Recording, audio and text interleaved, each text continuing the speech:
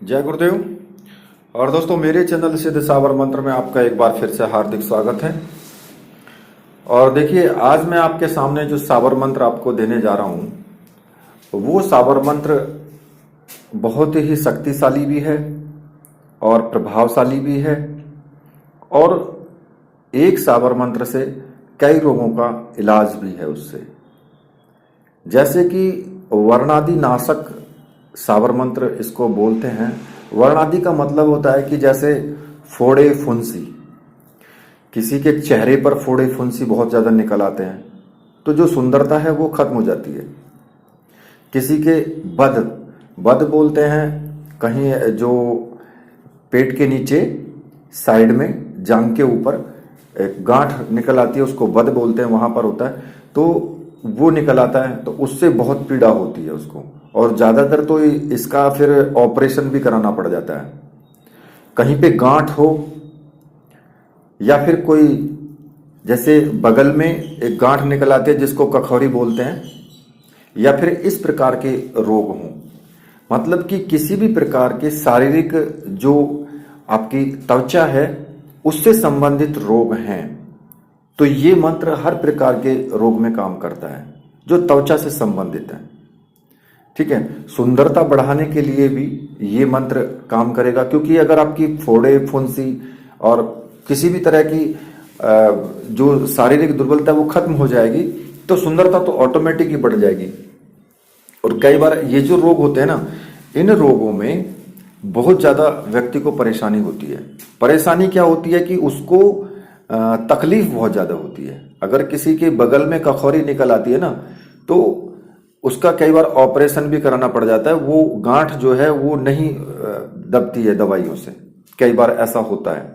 या फिर बद निकलते हैं, किसी को बार बार कखौरी निकलती है। एक व्यक्ति को तो ऐसा होता है कि उसको एक बार निकल आई, फिर दोबारा निकल आती है, फिर तिबारा निकल आती है। तो उस प्रकार की समस्या को खत्म करने के लिए भी ये मंत्र है। किसी को बद की समस्या होती है, जो मैंने बताया, उसको भी बार बार निकल आता है वो, और वो भी कई बार ऑपरेशन कराना पड़ता है उसका।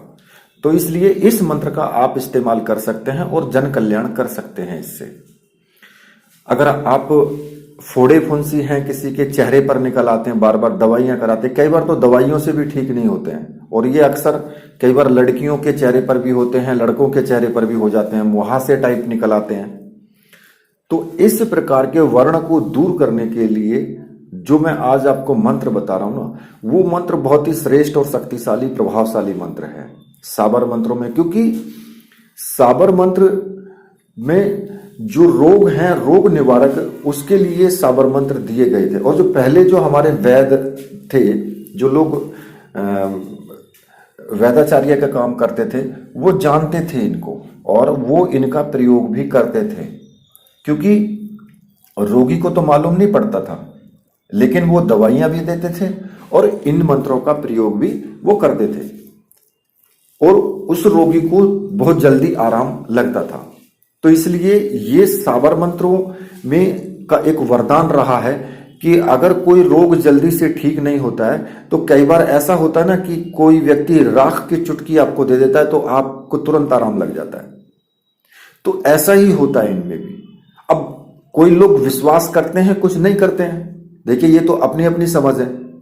आप विश्वास करेंगे तो फिर है, अगर विश्वास नहीं करेंगे तो फिर कहीं भी कुछ नहीं है, क्योंकि विश्वास में ही तो भगवान है। अगर आप विश्वास करते हैं कि भगवान है तो फिर भगवान है। अगर आप विश्वास नहीं करते कि भगवान नहीं है तो फिर भगवान है ही नहीं। तो इसलिए भाव में और विश्वास में ही सब कुछ है।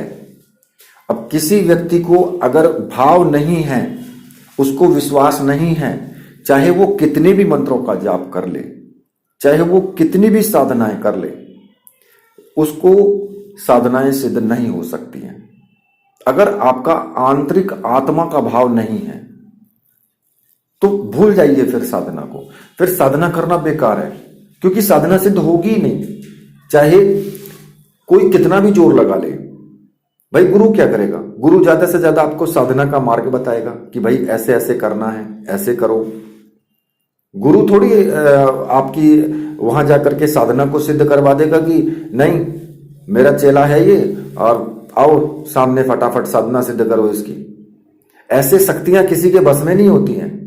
अगर गुरु भी होते हैं ना, तो गुरु भी उनकी पूजा करते हैं, और पूजा करते हैं उनके सामने हाथ जोड़ करके खड़े होते हैं उन शक्तियों के सामने।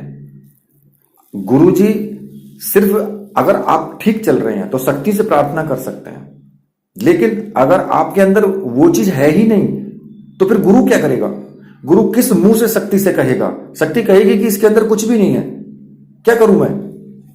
जब इसके अंदर विश्वास ही नहीं है तो फिर उसमें गुरु क्या करेगा? गुरु को भी पीछे हट जाना है। तो फिर आप लोग बोलते हो जी हमने तो साधना की और गुरु जी ने बताया और हमें तो साधना ही सिद्ध नहीं हुई। तो साधना सिद्ध कहां से होगी भैया?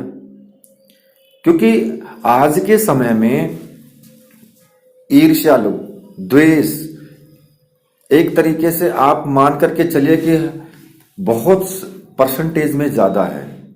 लोग ईर्ष्या करते हैं, आपस में ही ईर्ष्या करते हैं। किसी को क्या किया जा सकता है? पड़ोसी पड़ोसी से ईर्ष्या करता है। आप कोई अच्छा काम करने लगे, 50 आदमी आपको रोकने वाले मिल जाएंगे, आपको उस रास्ते से हटाने वाले 50 आदमी खड़े हो जाएंगे आकर के कि कहीं आप अच्छा काम ना कर दें। तो यही सब चीजें होती हैं जीवन में।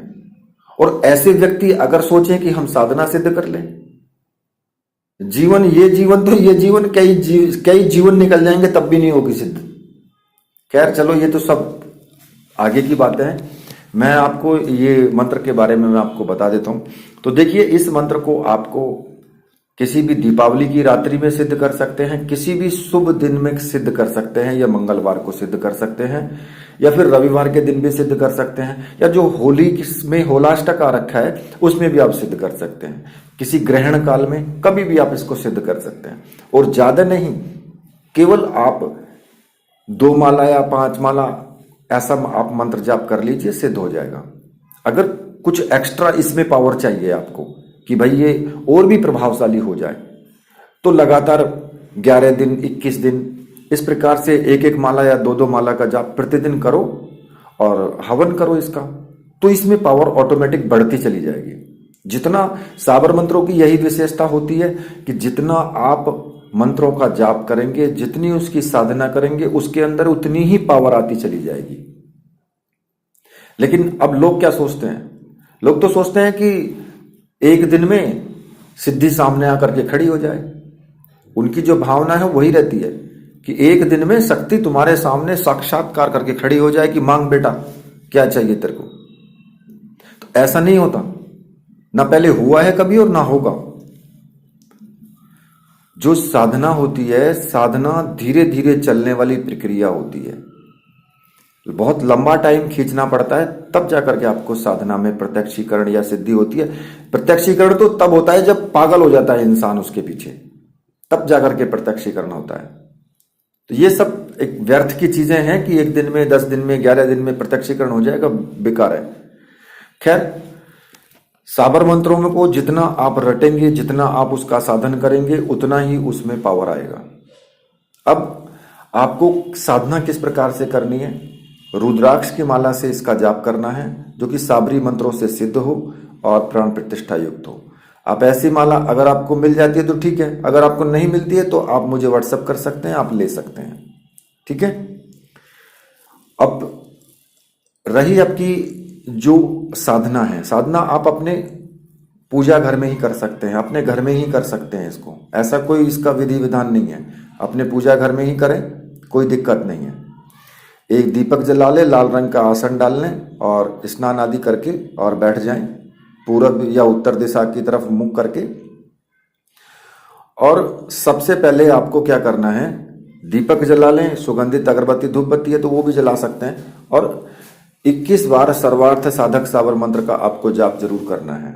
अगर आप उस मंत्र का जाप करते हैं तो साधना सरलता से सिद्ध होती है, विशेष प्रभावी होती है।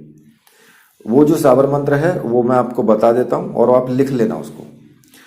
तो वो इस प्रकार से है: गुरु सठ गुरु है वीर, गुरु साहब सुमरो बड़ी भांत, सिंगी टोरो वन कहो मन्नाऊ करतार, सकल गुरुन का हर भजे घट्टा पकड़ उठ जाग, चित संभार श्री परमहंस। इस मंत्र का 21 बार जाप कर लें बस। उसके बाद फिर अपने जो मूल मंत्र है उसका जाप आपको करना है। और वो जो मूल मंत्र है वो मैं आपको बता देता हूं। तो मूल मंत्र इस प्रकार से है, ओम नमो बने ब्याई बनरी, जहां जहां हनुमंत, आंख पीड़ा कखावर, गिहिया थनैलाई, चारऊ जाई भस्मंत, गुरु की शक्ति मेरी भक्ति, फुरो मंत्र ईश्वर वाचा। इस मंत्र का आपको जाप करना है, ठीक है। और आपने एक चीज, 2-3 वर्ड लास्ट में जो बोलते हैं ना, उनका अर्थ भी आप समझ लीजिए कि गुरु की शक्ति और मेरी भक्ति, फुरो मंत्र ईश्वर वाचा। यहीं पर इस साबर मंत्रों की ताकत जो है वो यहीं पर है, क्योंकि गुरु ने तो बता दिया ये गुरु की शक्ति है, और मेरी भक्ति यानी कि मेरी भक्ति है। अगर भक्ति होगी तभी प्रभावी होगी ये चीजें, आपका भाव होगा, आपके अंदर लगन होगी एक देव या देवी के प्रति, और एक प्रकार से आपका पूर्ण समर्पण होगा। और लास्ट में कहा है कि फुरो मंत्र ईश्वर वाचा, कि जो मैंने मंत्र फूंक मारी है, फुरो बोला है, वो ईश्वर का वचन है। तो यहीं पे सारी साबर मंत्र विद्या का निचोड़ यहीं पर है। तो इसलिए इस वर्ड पर ध्यान देना जरूर। अब आपको क्या करना है कि इस मंत्र का ज्यादा नहीं, आप 5 माला का जाप कर लें, और वो एक माला रोज करते हैं तो 5 दिन में हो जाता है। 11 माला करेंगे तो 5 दिन में 11 दिन कर लें, 21 दिन करना है 21 दिन करें। मतलब कि जितना आप जपोगे, जितना इसको रटोगे, उतना ही ये प्रभावशाली होगा। और अगर आप हवन कर लेते हैं छोटा सा, तो और भी अधिक प्रभावशाली हो जाता है। और साबर मंत्रों में मैंने बताया है कि लास्ट में स्वाहा का शब्द नहीं लगता है, इसलिए किसी भी साबर मंत्र में जब हवन करो तो स्वाहा मत बोलना, जैसा है वैसा का वैसा ही बोलना। आम की थोड़ी सी लकड़ियां ले लें, कपूर की सहायता से उसमें अग्नि जला लें, और सामग्री आपको दुकान पर मिल जाती है, बनी बनाई आती है। सामग्री ले लें, उसमें थोड़ा सा घी मिला करके एक बार मंत्र पढ़ें और थोड़ी सी सामग्री अग्नि में छोड़ दें। 108 मंत्रों से इस प्रकार से हवन कर लें, मंत्र पूर्ण रूप से सिद्ध हो जाएगा। अब उसके बाद आपको किस प्रकार से इसका प्रयोग करना है। मान लिया कोई ऐसा व्यक्ति आपके सामने आता है आपके पास, तो जो राख होती है ना, अग्नि की जो राख होती है, कंडों की राख, उस राख को 21 बार मंत्र पढ़ करके, और आपको क्या करना है कि उस रोगी के ऊपर से उतारा कर लें, उस राख को 21 बार अभिमंत्रित करें, और फिर उसके बाद थोड़ी सी लेकर के मुट्ठी में, और उस रोगी के को बिठा करके और उसके सर के ऊपर, अब चाहे वो एंटी क्लॉकवाइज घुमाएं या क्लॉकवाइज घुमाएं, कैसा भी घुमाएं, मतलब कि चाहे सीधी साइड से घुमाओ या उल्टी साइड से घुमाओ, कैसे भी घुमा लेना। तो उसको घुमा करके 7 बार घुमा करके, और उसको ऊपर हवा में फेंक दें, उड़ा दें उसको। तो इस क्रिया को करने से रोगी को बहुत लाभ होगा। तो उसके जो ये इस प्रकार का वर्ण आदि का रोग है, ये सब खत्म हो जाएगा। और 1 बार 2 बार या 3 बार उसके साथ ये क्रिया करें तो उसको जल्दी आराम लग जाएगा। ठीक है, तो इसी के साथ अब मैं वीडियो को यहीं पर समाप्त करता हूं। तो मेरे साथ बोलिए, बोलिए वीर बजरंगबली हनुमान जी महाराज की जय, बोलिए मेरे परमहंस गुरुदेव की जय।